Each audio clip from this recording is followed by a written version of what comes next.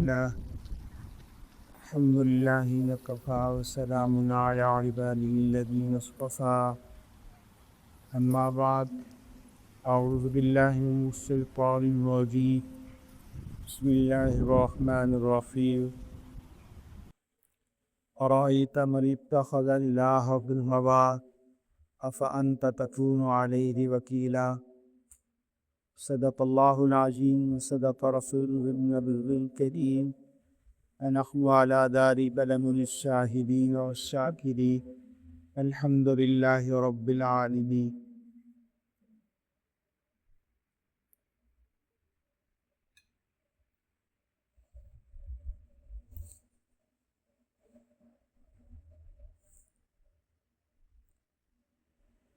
اللہ تعالیٰ نے انسان کو دنیا میں آزمائش کے لیے بھیجا ہے.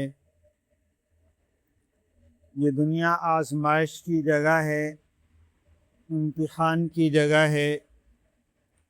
اللہ تعالیٰ نے انسان کو امتحان میں لگایا ہے، امتحان میں ڈالا ہے تاکہ اس کو انعام اور اکرام سے نواز سکے. ہمیشہ انعام تب ملتا ہے جب بندہ امتحان میں کامیابی حاصل کرے. جب امتحان میں کامیاب ہو جاتا ہے تو اس کو انعام ملتا ہے، اور جو امتحان میں ناکام ہو جاتا ہے، فیل ہو جاتا ہے، تو اسے سزا ملتی ہے. اسی وجہ سے جو امتحان میں شامل نہیں ہوتے، جو امتحان کے لیے اپنے آپ کو پیش ہی نہیں کرتے، نہ تو ان کا انعام ہوتا ہے اور نہ ان کے لیے کوئی سزا ہوتی ہے. وہ یہی کہہ دیتے ہیں کہ اس کا امتحان ہی نہیں ہوا، اس کو نہ انعام ملے گا نہ کوئی سزا ملے گی. تو اللہ تعالیٰ نے ہمیں دنیا میں امتحان کے لیے بھیجا ہے. یہ ہم سب جانتے ہیں، ہمیں اس بات کا یقین ہے کہ ہم امتحان کے لیے آئے ہیں اور چند دن ہم دنیا میں رہیں گے. اس کے بعد اس کی سزا یا اس کا جزا، اس کا انعام وصول کرنے کے لیے اللہ کے پاس جائیں. یہ بات یقینی ہے، ہر انسان کا، ہر مومن کی یہ اس کے دل میں یہ بیٹھی ہوئی بات ہے، اس کا عقیدہ ہے کہ ہم نے ہمیشہ یہاں نہیں رہنا، ہم نے اللہ کے پاس جانا ہے. اور یہ بھی یقین ہے کہ وہاں حساب کتاب بھی ہوگا، ہمارا حساب کتاب بھی ہوگا، ہم سے پوچھا بھی جائے گا، ہمارے اعمال کے بارے میں پوچھا جائے گا. یہ بات یقین ہے. لیکن اصل مسئلہ یہ ہے کہ ہم اس کے باوجود اللہ کی نافرمانی کیوں کرتے ہیں، اللہ کی نافرمانی کیوں کرتے ہیں. یعنی امتحان کو صحیح طریقے سے، آزمائش کو صحیح طریقے سے ادا کیوں نہیں کرتے، اس میں پاس ہونے کی کوشش کیوں نہیں کرتے. اس کی بنیادی وجہ کیا ہے؟ ہمیں اللہ تعالیٰ نے علم دیا ہے. ہر انسان کو آج کل کے دور میں کوئی یہ نہیں کہہ سکتا کہ مجھے نہیں پتا کہ نماز فرض ہے یا نہیں ہے. کوئی بندہ نہیں کہہ سکتا. اللہ نے علم کو اتنا وسیع کر دیا ہے کہ ہر بندے کو پتہ ہے کہ جھوٹ گناہ ہے. ہر بندہ جانتا ہے کہ دھوکہ دینا گناہ ہے. ہر بندہ خیانت کرنے کو، غیبت کرنے کو، حسد کرنے کو، بغض رکھنے کو، ساری چیزوں کو جانتا ہے، ساری چیزوں کو جانتا ہے. لیکن مسئلہ یہ ہے کہ ان تمام چیزوں کو جاننے کے باوجود عمل کسی پر نہیں. پہلے لوگ نہیں جانتے تھے، ان کے پاس علم کے وسائل نہیں تھے، اتنے لوگ نہیں تھے، اتنے ذرائع نہیں تھے، کتابیں نہیں تھیں. کتابوں کے لیے بہت مشکل سے کہیں کہیں کو کتاب ملتی تھی. تو اس وقت ان لوگوں کو پتہ نہیں تھا. لیکن آج کتابیں بھی خوب ہیں، جاننے والے بھی خوب ہیں، اور بلکہ کتابوں سے بڑھ کر اب ہر کسی کے جیب میں علم ہے. ہر کسی کے جیب میں علم ہے. جو مسئلہ دیکھنا چاہتا ہے، جو چیز حاصل کرنا چاہتا ہے، قرآن مجید کو سمجھنا چاہتا ہے، حدیث کو سمجھنا چاہتا ہے، اس کے جیب میں ہے. کوئی مشکل نہیں ہے علم حاصل کرنا، کوئی مشکل نہیں. ہر ایک کے پاس علم کی ذرائع موجود ہیں، علم حاصل کرنے کے اسباب موجود ہیں، اور علم بھی موجود ہے. بہت سارا علم ہے، بہت سارا علم ہے جو عام طور پر روزمرہ ہمارے ضرورت پیش آتی رہتی ہے، جو ہم کام کرتے رہتے ہیں، اس کا علم ہوتا ہے. لیکن اس کے باوجود عمل کیوں نہیں ہے؟ عمل کی طرف متوجہ نہیں ہوتے. آپ کسی بندے کے پاس بیٹھ جائیں، کسی بھی بندے کے پاس، اس سے گپ شپ لگائیں، اس سے کسی بھی دینی مسئلے کے بارے میں بحث کریں، تو وہ ایسے دلائل دیتا ہے، وہ کہتے ہیں شاید اس نے ساری زندگی دین کا کام کیا، ساری زندگی دین کا کام کیا ہے، لیکن اسی بندے کو کہہ دیں کہ نماز کا ٹائم ہو گیا، کہتے ہیں میرے کپڑے صحیح نہیں، آپ نماز پڑھیں، میں نہیں پڑھوں۔ آپ اندازہ کریں، یعنی علم کے اعتبار سے ایسے وہ موتی بکھیرتا ہے جیسے اس سے بڑا کوئی عالم نہیں ہے، لیکن عمل کے اعتبار سے اتنا دور ہے کہ جیسے مسجد سے بھی نہ واقف ہو۔ یہ فرق کیوں آ گیا ہے کہ علم کے باوجود عمل نہیں کرتا؟ یہ کیوں آیا ہے؟ اس کی بنیادی وجہ انسان کی ہوا پرستی ہے، خواہشات پرستی ہے، نفس پرستی اس کو کہتے ہیں، خواہشات کے پیچھے چلنا، اپنے آپ کو عیش کے اندر ڈالنا، راحت پسند ہو جانا۔ یہ بنیادی وجہ ہیں جن کی وجہ سے انسان عمل کی طرف نہیں آتا، جاننے کے باوجود انجان بن جاتا ہے، جاننے کے باوجود انجان بن جاتا ہے۔ بعض بزرگوں سے روایت ہے، وہ فرماتے ہیں کہ تم ایسے چھننی کی طرح نہ بن جاؤ، جو آٹا چھاننے والی چھننی ہوتی ہے نا، اس سے اچھی چیز اس سے نکل کر دوسروں کی طرف چلی جاتی ہے، اور جو بری چیز ہوتی ہے اس کے اندر گندگی ہوتی ہے اور موٹا آٹا ہوتا ہے جو کسی کھاتے کا نہیں ہوتا، وہ چھننی کے اندر باقی رہ جاتا ہے۔ تو بزرگ فرماتے ہیں کہ تم دوسروں کو تو نصیحت کرتے رہتے ہو، دوسروں کو تو علم کی باتیں بتلاتے رہتے ہو، لیکن تمہارا اپنا کیا حال ہے؟ تم کبھی اس کو بھی دیکھا کرو، کبھی اس کو بھی دیکھا کرو کہ تم کس پانی میں ہو، تمہارے پاس کیا ہے۔ وہاں پر اللہ کے ہاں علم نہیں پوچھا جائے گا، علم کی بنیاد پر فیصلے نہیں ہوگے، علم کی بنیاد پر نجات نہیں ہوگی۔ علم تو شیطان کے پاس بھی بڑا تھا، اور اتنا علم تھا کہ روایت میں آتا ہے کہ وہ معلم الملائکہ کہلاتا تھا، کہ فرشتوں کا استاد۔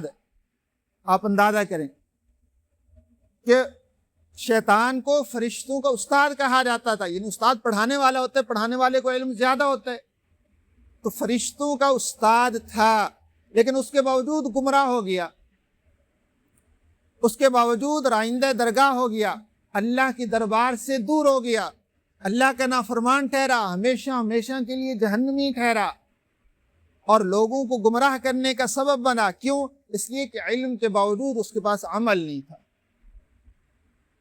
عمل نہیں تھا۔ تو اس لیے ہماری زندگی، اگر ہم اپنی زندگی کا جائزہ لیں کہ ہم اپنے علم پر کتنا عمل کر رہے ہیں۔ بعض لوگ یہ سمجھتے ہیں کہ علم صرف علماء کے پاس ہے، علماء ہیں جو دین پڑھتے ہیں، حافظ ہیں، قاری ہے، عالم ہے، مفتی ہے، ان کے پاس علم ہے، ہمیں تو کچھ علم نہیں ہے۔ لیکن یہ ہماری غلط فہمی ہے۔ ہر انسان کے پاس اتنا علم ہے جس سے وہ اپنی زندگی گزار سکے، اگر نہیں ہے تو پوچھ سکتا ہے۔ تو اس کو جائزہ لینا چاہیے اپنی زندگی کا کہ ہم جو ہمارے پاس علم ہے اس کے پاس ہم اس پر کتنا عمل کر رہے ہیں، کیا ہماری زندگی اپنے علم کے مطابق ہے یا نہیں ہے۔ اگر ہر بندہ اس کا اہتمام کر لے کہ اپنے علم کے مطابق عمل کرنا شروع کر دے، تو میں یہ سمجھتا ہوں کہ معاشرہ سدھر جائے، معاشرہ سدھر جائے، کوئی کسی کو دھوکہ نہ دے، کوئی کسی کا حق نہ مارے، کوئی کسی کے خلاف بددیانتی نہ کرے، جھوٹ نہ بولے، اس کے چوری نہ کرے، اس کا حق نہ کھائے، تو میں یہ سمجھتا ہوں کہ معاشرہ جنت کی طرح ہو جائے گا۔ حالانکہ سب جانتے ہیں کہ یہ سارا کچھ غلط ہے، گناہ ہے، لیکن اس کے باوجود اس میں پڑے ہوئے ہیں۔ کیوں؟ اس لیے کہ ہمارے یقین کمزور ہے، ہم اپنی خواہشات کے پیچھے چلے ہوئے ہیں، خواہشات کے پیچھے پڑے ہوئے ہیں۔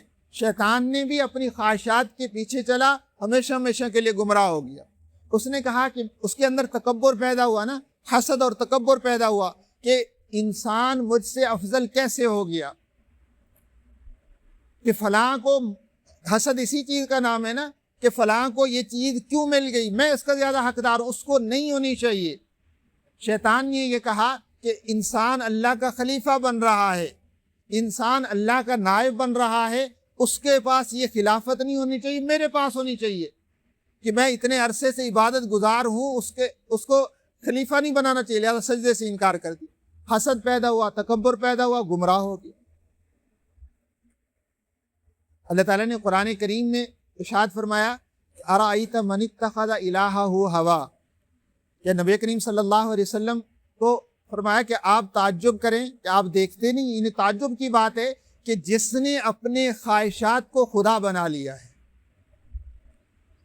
آپ دیکھتے نہیں اس آدمی کو، آپ نے دیکھا نہیں اس آدمی کو کہ جس نے اپنی خواہشات کو خدا بنا لیا ہے۔ خواہشات کو خدا بنانے کا کیا مطلب ہے؟ کہ وہ اپنی خواہشات کے مطابق چلتا ہے، اپنی خواہشات کے مطابق چلتا ہے۔ اس کو ہونا تو یہ چاہیے تھا کہ اللہ کا حکم مانتا، کہ جو اللہ کی طرف سے حکم آئے اس کو مانے۔ یہ مطلب ہے اللہ کو، خدا کو خدا سمجھنے کا، کہ اللہ نے حکم دیا نماز پڑھو نماز پڑھے، روزہ رکھو روزہ رکھے۔ اللہ نے حکم دیا جھوٹ نہ بولو نہ بولے، چوری نہ کرو نہ کرے، دھوکہ نہ دو نہ دے۔ یہ اللہ کو خدا بنانا ہے۔ اللہ کو اللہ سمجھ رہا ہے، کہ اللہ کی بات مان رہا ہے، لیکن اس کا دل کرتا ہے کہ میں نماز چھوڑ دوں، اس نے نماز چھوڑ دی۔ اس کا دل کیا کہ میں کسی کے ساتھ دھوکہ کروں، کسی کی غیبت کروں، کسی کے ساتھ کیا ہے مال بٹوروں، کسی کو جھوٹ بول کر اپنا مال بناؤں، فلاں کام کروں فلاں کام کروں، اپنی خواہش کے پیچھے چل پڑا۔ جو دل کر رہا ہے وہ کر رہا ہے، تو اس کا مطلب کیا ہوا؟ اس نے خدا کو حقیقی خدا نہیں بنایا، اس نے خواہش کو خدا بنا لیا ہے، اس نے اپنے دل کو خدا بنا لیا ہے کہ میرا دل نہیں کرتا نماز پڑھنے کو، میں کیسے پڑھوں؟ عجیب بات ہے، بہت سارے لوگ کہتے ہیں نا کہ جب ان کو نماز کی دعوت دی جائے کہ بھئی نماز پڑھو، اللہ کی طرف سے فرض ہے، اذان ہو چکی ہے، مسجد میں آؤ نماز پڑھو، اللہ کے سامنے حاضری دو، وہ کہتے ہیں کیا کروں یار، دل نہیں کرتا، دل نہیں کرتا نماز پڑھنے کو۔ یہ دل نہ کرنے کا کیا مطلب ہے؟ دل نہ کرنے کا مطلب یہ کہ وہ دل کی مان رہا ہے، خدا کو نہیں مان رہا، خدا کی بات نہیں مان رہا۔ اگر اس کا خدا پر صحیح طریقے سے یقین ہوتا، اس کو پتا ہوتا کہ مجھ سے پوچھ ہوگی، میری پکڑ ہوگی، تو میں سمجھتا ہوں کہ وہ سب سے پہلے مسجد میں آتا کہ مجھ سے پوچھو، میری پکڑ ہوگی۔ اصل مسئلہ علم کا نہیں ہے آج کے دور میں، آج کے دور میں اصل مسئلہ یہی ہے کہ انسان نے اپنی خواہشات کو اپنا خدا بنا لیا، جو دل کرتا ہے وہ کروں گا۔ یہ چیز انسان کو تباہ کر دیتی ہے، یہ چیز انسان کو تباہ کر دیتی ہے۔ اللہ تعالیٰ نے ایک جگہ ارشاد فرمایا ارأیت من اتخذ الہہ ہواہ واضلہ اللہ علی علم وختم علی سمعہ وقلبہ وبصرہ۔ اللہ نے فرمایا کہ جس آدمی نے اپنی خواہشات کو خدا بنا لیا، اپنی خواہشات کے پیچھے چلتا رہا، تو اللہ تعالیٰ اس کو علم کے باوجود گمراہ کر دے گا۔ یہ قرآن کی آیت سنا رہا ہوں، وَأَضَلَّهُ اللَّهُ عَلَىٰ عِلْمٍ، کہ جس نے اپنی خواہشات کو خدا بنا لیا، اپنے من چاہی زندگی گزاری، اپنے دل کی زندگی گزاری، اللہ کی بات نہ مانی، تو اللہ تعالیٰ فرما رہے ہیں وَأَضَلَّهُ اللَّهُ عَلَىٰ عِلْمٍ، کہ اس کے علم کے باوجود میں اسے گمراہ کر دوں گا۔ اور صرف یہ نہیں فرمایا گمراہ کر دوں گا، فرمایا کہ ایسا گمراہ کروں گا وختم علی سمعہ وقلبہ وبصرہ، کہ اس کے دل پر مہر لگ جائے گی، اس کی آنکھوں پر مہر لگ جائے گی، اس کی کانوں پر مہر لگ جائے گی۔ وہ قرآن کو سنے گا، حدیث کو سنے گا، نیک لوگوں کے اقوال کو سنے گا، صلحاء کی باتیں سنے گا، لیکن ان کے کان پر اثر نہیں ہوگا۔ آنکھیں عبرت کو دیکھیں گی لیکن آنکھوں سے عبرت نہیں حاصل کر سکے گا۔ اس کے دل کے اندر قرآن ہوگا، قرآن کی آیات ہوں گی، ان کا ترجمہ ہوگا، تفسیر ہوگی، حدیث ہوگی، لیکن وہ اس کا دل اس کی طرف نہیں آئے گا۔ کیوں؟ مہر لگ گئی ہے۔ اصل چیز یہ کہ اللہ نے مہر لگا دی۔ کیوں لگائی ہے مہر؟ کہ اس نے اپنی خواہشات کو خدا بنا لیا تھا، اپنی خواہشات کے پیچھے چل پڑا۔ یہ نہیں دیکھا کہ اللہ کیا کہہ رہا ہے، یہ دیکھا کہ میرا دل کیا کہہ رہا ہے، میں کیا کہہ رہا ہوں، میں اپنے مطابق چلوں گا، جو میرا دل کہتا ہے میں وہ کروں گا۔ یہ چیز انسان کو تباہی کی طرف لے جا رہی ہے، اس سے ہمیں بچنا چاہیے۔ بلم بن باورا بہت بڑا عبادت گزار، بہت بڑا عالم تھا، بہت بڑا عالم تھا بلم بن باورا۔